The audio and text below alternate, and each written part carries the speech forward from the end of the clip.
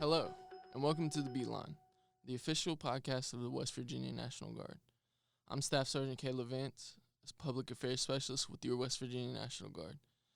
Today on the show, we have Senior Airman Donnie Lambert, who was just awarded the 2020 American Legion Spirit of Service Award. Senior Airman Lambert is a services airman for the 130th Force Support Squadron. He's involved in many different volunteer and other organizations outside of the Air National Guard. We'll get into that later, but without further ado, welcome Airman Lambert to the show, and we're going to go ahead and kick it off. When did you join the unit? So I joined the 130th Airlift Wing in March of 2014 and attended basic training after graduation, and have just actually recently re-enlisted in March, right before all this COVID-19 stuff really hit the fan for us, so it's been a fun experience. Fun. So why did you join? So my family history has always been military-related, all the way back to the founding of the country, and my parents were very adamant when I was younger, very young, and saying, you got two choices. You're either going to join the military or you're going to go to college. And as I got older, I kind of realized, why don't I do both? I can have what I thought at the time was the best of both worlds, and I haven't regretted my decision at all. When it came time for me to really sit down and think about what branch to join, I've been blessed back home to know many veterans across all branches, and all of them were saying the same thing. You need to join the Air Force. You're too smart for the Army. Marines don't break you. You don't need to be a bullet magnet. You need to join a branch that's going to treat you right and that you'll enjoy being a part of. And once I kind of realized that, I needed to make the decision, do I want to join the active duty Air Force or do I want to join the Air National Guard?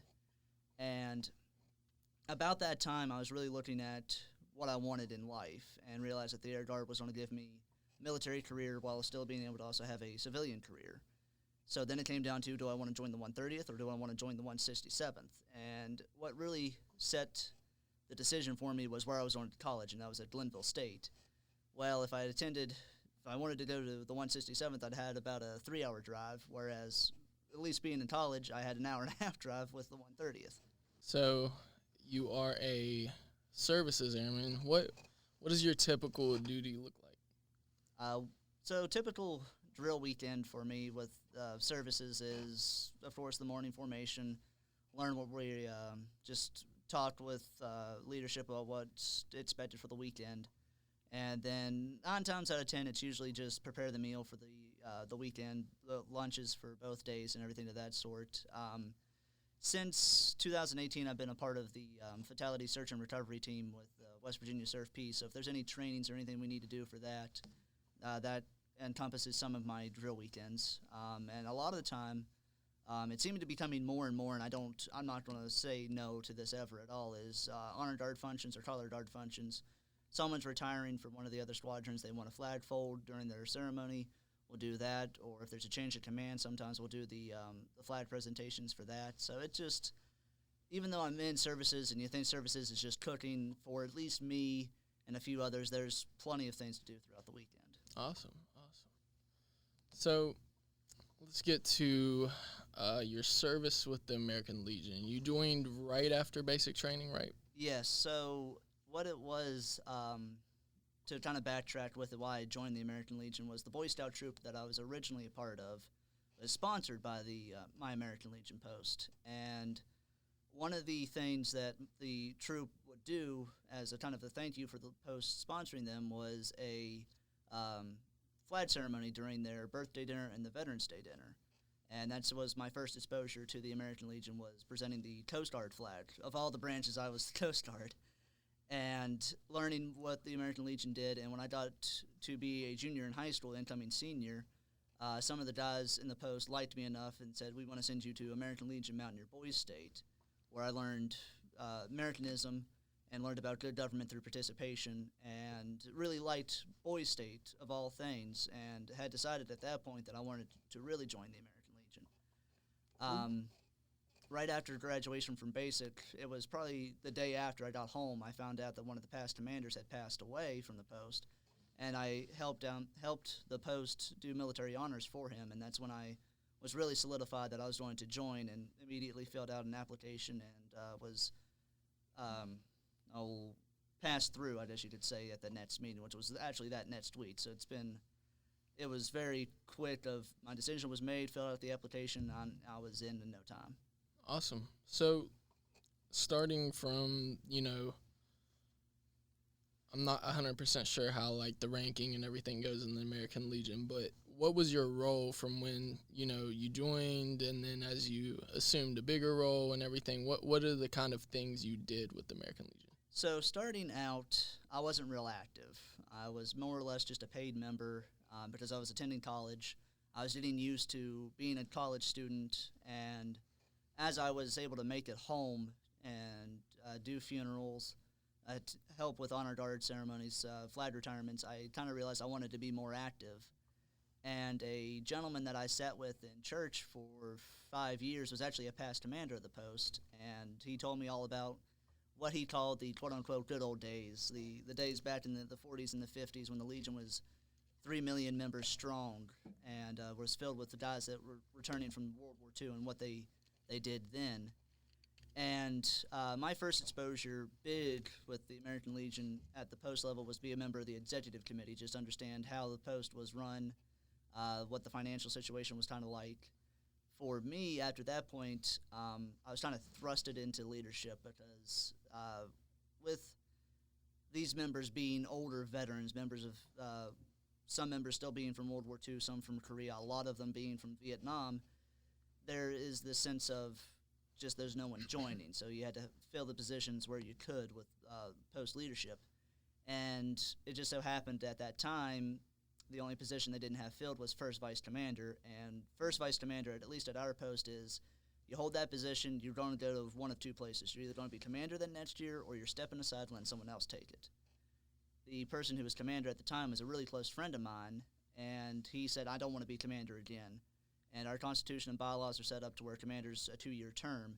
And it was going to be that end of his 2-year term, and he said, I need someone to take over for me. And everyone sat there and said, I don't want it. I don't want commander. I don't want commander. I don't want commander. And he looked at me and he said, you're either going to take it or we're not going to have a commander next year. And I took first vice. And he said, all right, here's how commander's going to be for you. I'm laying it out now of how everything's going to be.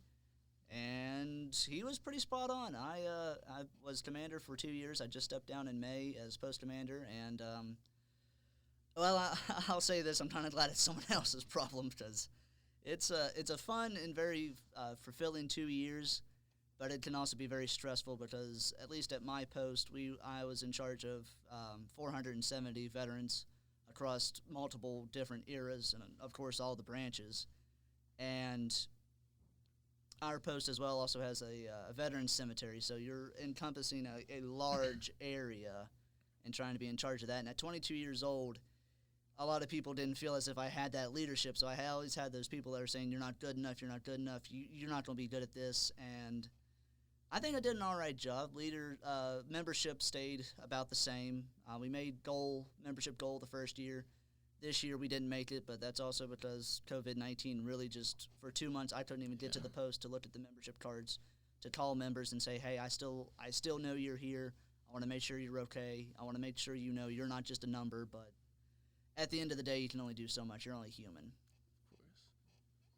So, sounds like you had a lot of responsibility to be, younger and dealing with a bunch of different generations and all those challenges and stuff. So you think, during that term, were you a full-time student at all? I was, for the first about 7 months, I wasn't. I had graduated Linville State, and then that next week I took over at the post. And then a week later, I left for a week-long trip in Berlin. So basically, for that first week of my tenure, it was pretty much a vacation, because I wasn't even in the country. And then after that, I was actually employed full-time with Coca-Cola Bottling Company. And then in January of 2019, I became a full-time student up at WVU for their graduate program in Master's in Legal Studies, and did that. I'm still doing that online while also taking care of the post. And then in April of 2019, I took over the district because the district commander was stepping down to take over the department, and she's getting ready to step down and help me again at the district level because regardless, what I've seen with the American Legion, at least in this department, in the Department of West Virginia, is even though we step down from different levels, we're still there to help, because we're not just going to give it to someone else and then step aside. We like to continue to help them and guide them as best we can. Okay. But it's been, even while I was post commander, I was also holding, like I said, in April 2019, took over the district. And then in June, when my predecessor as district commander became the department commander, I became her membership vice chairman for 3 districts, totaling 33 posts, totaling just under 4,000 members of the American Legion. I literally covered a whole third of the state, covered the whole Eastern Panhandle, all the posts for them. My district, which covers all the way down to Cowan and Ronsford in Greenbrier County, and then covered all the way up into Morgantown. And to hold that at 23 going into 24, that was a lot for me to take. And I'll be the first to say I kind of failed at my job a little bit, because Department of West Virginia, this year we ended up 44th in the nation membership-wise. Didn't make goal. No posts in my district made goal. And I'll be the first to say it. I kind of failed at my job, but that's also because it was a learning year for me. Next year, coming next month, because of just COVID and everything being moved, convention being moved, I'm stepping down to, well, I won't call it stepping down as I'm just moving to a different position, and I'm moving to Assistant Sergeant at Arms, so I can more effectively handle the district. Okay. And just learning still a lot of different things. So with, all your different roles and, I read that you're a member of AMVETS, which is another volunteer organization or a community organization. And then, other memberships, full in and out of full-time student status, in and out of full-time working status, and being a guardsman. What drives you to keep up with that? Because, I know at 22, 23, 24 years old, you're not really focused on volunteerism. You're focused on your schooling, your career, your family, and that's where a lot of things I run into when I try to recruit people of our generation, of our veteran era, is people are telling me that, well, I'm just too busy. I don't have the time for it, and I understand that, because I'm doing all of that and doing all of this. So what really drives me is just the programs that the American Legion has. Boys State, the oratorical contest, where we pick people from high school, from freshmen all the way through senior years, talking about different aspects of the Constitution. American Legion baseball. And what really is driving me, though, is the fact that it's our turn. It is our generation's turn to run the American Legion. But if we're going to run it, we got to actually be a part of it and say, we want to take it over, we want to run it. And it's just, I have the heart for the organization, because it's always been a part of my life, and I don't want to see it go to the wayside, because no one has time for it anymore.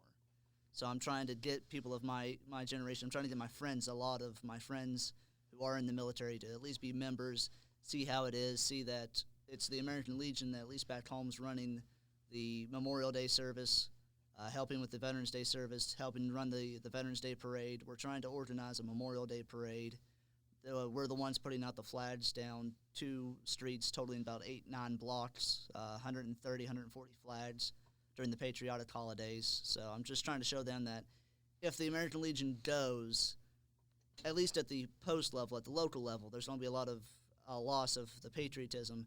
And at the national level, we'll lose a major voice in our rights as not only guardsmen, but also as when we achieve veteran status, the different things that the VA offers us. Okay. To the award you got. It is the 2020 American Legion Spirit of Service Award. Can you talk to me a little bit about what exactly that is awarded for? It says for exceptional record of leadership and volunteer service, but can you go a little bit more in depth? Yes. So that award is awarded to members of the military who are E5 and below, to all branches, Army, Air Force, Navy, Marine Corps, Coast Guard, and to the Air National Guard as well, who have in the previous year, January 1 to December 31st, 2019, who exemplified extraordinary community service outside their duty hours. So for me, it was running the post, running the district, running the department, helping rebuild 2 posts, trying to get 2 posts rejuvenated, 1 post being in my district, 1 post being back in Glenville, and volunteering for the funerals, just all those sorts of things. It was, when I got the email from my leadership saying, we think you'd be good for this award, my thought was, the only thing I have experience in with community service that past year is in this organization itself. Can you talk to us a little bit about your goals moving forward, both maybe militarily or in the American Legion itself? So, future goals, and I've expressed this, at least in this organization, is I'd like to be the department commander. I'd like to be the top white hat, I guess you could say, in the department. I actually didn't expect to get this far in the organization. I honestly thought I'd be post commander. That's as far as I'd go. I'd be at the pinnacle of the post career by 24, and then after that I can just be in the shadows, just really focus on that. And actually what had happened was one of my predecessors as post commander, a good friend of mine, suffered a major stroke getting ready to go to his granddaughter's Navy boot camp graduation. And at that time, he was the one that was supposed to be in the places I'm essentially in. He should be district commander right now because at the time he was the district adjutant. So I filled in for his position there. And at the department level, he'd already been a sergeant at arms. So he was already filling out what we call the tickets that you need to have before you become department commander. And with him being gone, department leadership kind of viewed we need someone else in his shoes, and they kind of saw me, and I guess they just kind of said, all right, we're going to throw our chips at this kid. And I haven't said no yet, and I've really enjoyed myself. I've been to a few national events. I've been to the National Membership Workshop at the national headquarters in Indianapolis. I'm being told, I put my packet in to go to National Legion College in November to learn about writing resolutions, learning how to more effectively run post district and department leadership. And I'm hoping it'd be nice to, if COVID kind of goes away at some point, I'd like to attend a national convention before I start building my family and I'm not able to leave anymore. Is there anything you're looking forward to in your future with the career with the Air National Guard here? I think, at least at the current time, yeah, I'd like to remain drill status, but I still want to climb the ladder as best I can. I want to be able to get as far as I can in the Air National Guard because while I say I'll do my 20, realistically I think I'm going to stay in until the Guard tells me we're going to give you mandatory retirement because you're just too old to be with us anymore. Because there's a few Legionnaires that I know who live around here, including the department chairman this year, Dan Chandler, who stayed in for almost 40 years and said they enjoyed every second of their career, and that's what I want. I want to stay in the Guard for as long as I can. I want to enjoy my career. I want to be a member of the Legion for as long as I can and enjoy that as best I can. And I'd like to climb the ladder of both organizations as best I can, get as far as I can, be as high up the leadership chain as I can be where I think I am most effective. Okay. And for at least the Legion, I think I'll be most effective at the department commander position, at least for the year, because a lot of what I hear when I try and recruit people is, besides being too busy or they just don't have time for it, is, well, it's just an old man's organization. There's just a bunch of old veterans at the bars, drinking, talking about exchanging war stories. And in fact, a lot of the posts in this state, out of the 103 posts, I want to say less than 30 have a club room, have a bar. And a lot of them want to be more active than they are, but the problem is their members are getting older. They're getting to the point where they want to hand it off to someone else and say, you run with it, it's your turn. But the problem is there's no one to hand that torch off to yet because we're not there. And I know this from firsthand experience because my predecessor is now 70. He was 68 when he handed it over to me. The sergeant at arms that we've had for well over 20 years as a past commander, he's 87 now. He was one of the oldest guys to go to Desert Storm when he deployed with the 201st Field Artillery Battalion. And he's still active because even though he's up there in age, he feels he's effective with it. But he also knows that if he's not there, there's no one really to fill in for him yet. Right. So going back to what you said a second ago, Dan Chandler is former 130th Command Chief and former State Command Chief. Yes. How has he been involved with you as far as like mentoring you at all? Yes, and stuff like that? if there was one person I could say as a mentor, it has definitely been Dan Chandler. I met him when my predecessor as commander, was elected the district adjutant in Ronsford in Greenbrier County. I want to say probably 3 years ago. And I was talking with Dan. I didn't know who Dan was, never met him before, didn't know what a state command chief was, which was really bad on me because I'm really big into history. And we start talking, and he's describing this person that he served with, and I said, you sound like you're describing a guy by the name of Brent Levenger. And he said, you know Brent Levenger? I said, yeah, I know Chief Clevenger. He said, he's chief. And from there, we've really clicked. We've really been good friends.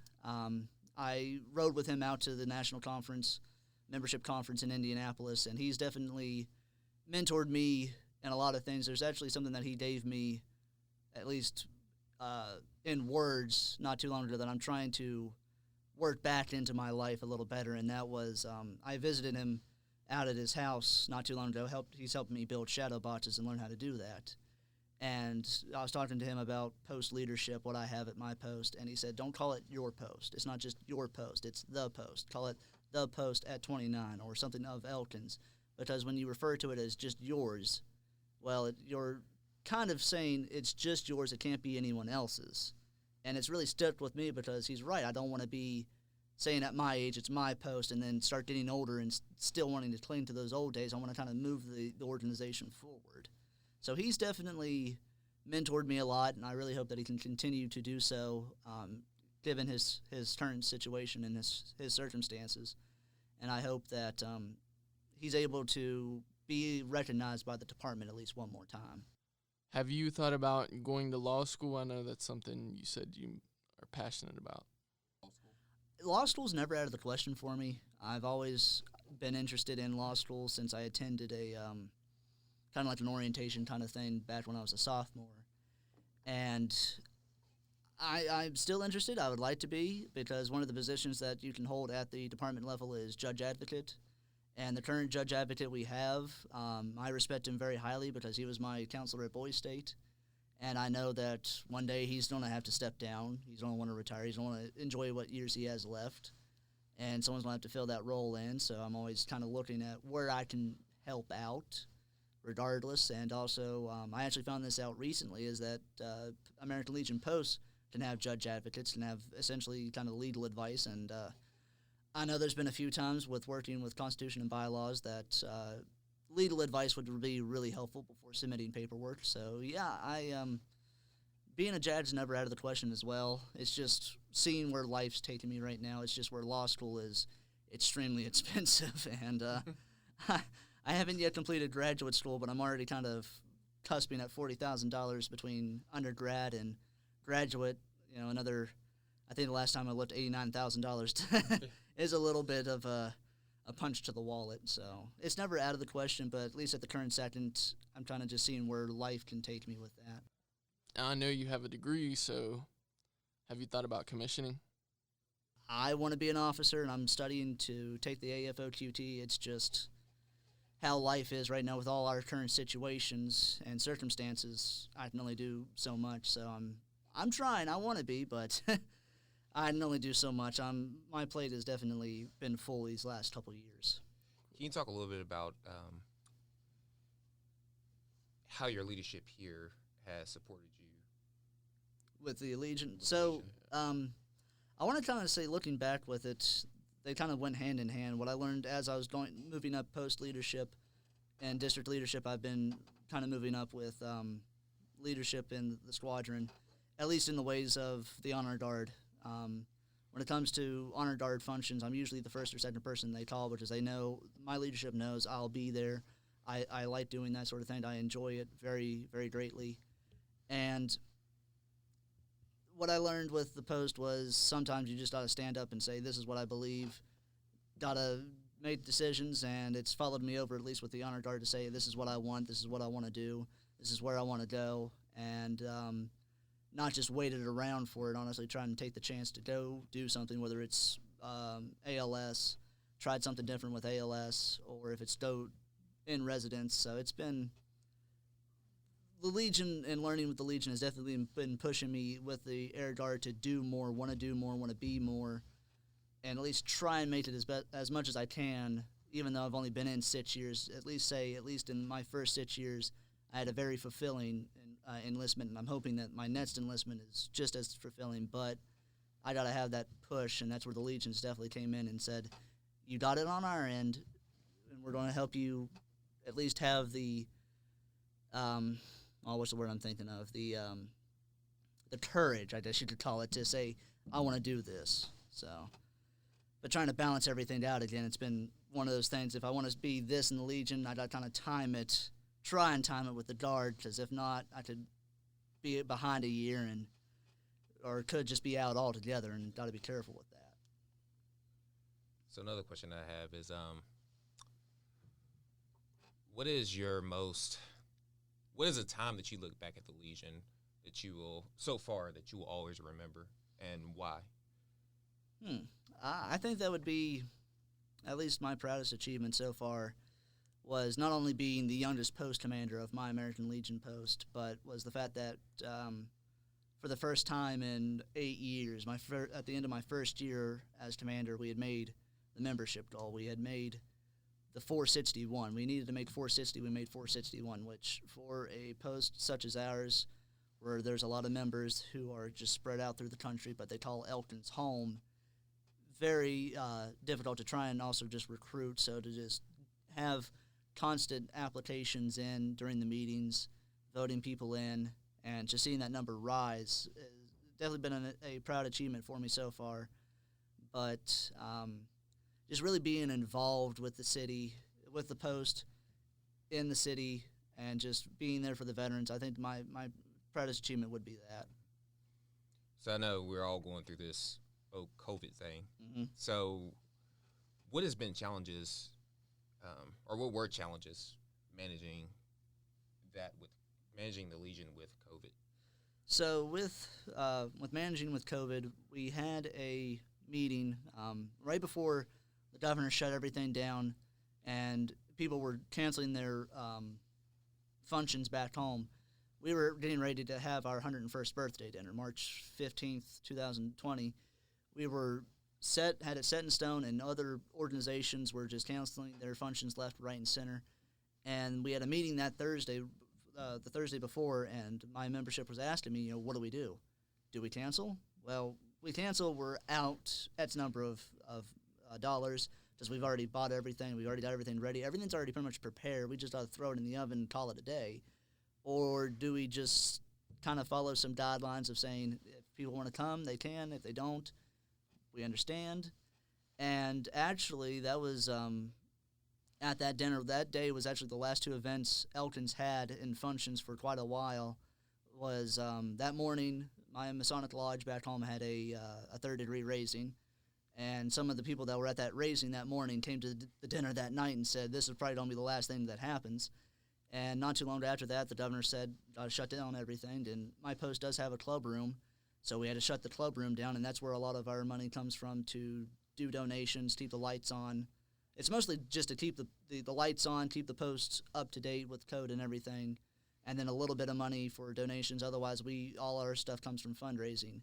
So with the post shut down, we still had bills to pay, but we didn't have the income coming in, so we had to look at our finances, look at the different accounts we had and trying to balance it. So it's been, I won't say it was terribly difficult, but it definitely wasn't comfortable to say we got to take the money that we have and kind of put towards this, because if we don't, we could lose the post. I won't say we could lose the post, but it wouldn't be fun reopening and then having a lot of time to have to play catch up. And also, you were on the active duty orders for COVID too, right? Yes. So while all that's been going on, I've also been down here working with the COVID-19 response, doing different things, and trying to also call back home to my post leadership, to my other officers, before I step down and saying, this is what we need to do with this. This is what I think we need to do with this. Get a vote going, see what this does. And trying to balance active duty orders and also run the Legion post again has definitely taught me a lot in the ways of being able to balance everything out, give other people chances to kind of rise and show their stars, whether they're material that could potentially be post commander one day. And at the district level, I've been having to try and help a post. My district is the largest geographic district in the state, and one of the posts that we have is in Thomas over in Tucker County. And Thomas has been around almost as long as Elkin's post has been around, and it's had a lot of problems, and it's wanting to get rebuilt, get back active in the community, and really be a source of the patriotism in Tucker County. So I've been also calling over to them, calling their members, seeing what I can do to help them, help get their membership built back up. And actually this weekend I'm going over there to help kind of rejuvenate their post. I called a meeting with all the active members and said, all right, we're going to have to basically start from scratch. So I'm learning as I go with different situations. If this presents itself, what are my options? So it's been a learning experience, I can definitely say that. I wish it was under better circumstances because there's been a few nights that it's been stressful. There's also grad school was still going on while all of this has been going on as well. And, yeah, it's been fun. Is there anything else that we may have missed that you'd like to just say or get out to anybody who might be listening? I'm just very adamant about the organization. I liked it, and I really would like to see a lot more people join, because if we want to see the organization really move forward and recruit more people of our generation, we got to be able to have people of our generation in the organization to say this is the way we want to move. But until that can really happen, we can only do so much. Well, Airman Lambert, thank you for being on the show today, and congratulations again on your award. That'll wrap up today's show. For more information on the West Virginia National Guard, you can visit us on the web at wv.ng.mil, or you can find us on all major social media platforms at the West Virginia National Guard. This has been Staff Sergeant Caleb Vance with the Beeline. Thank you for listening.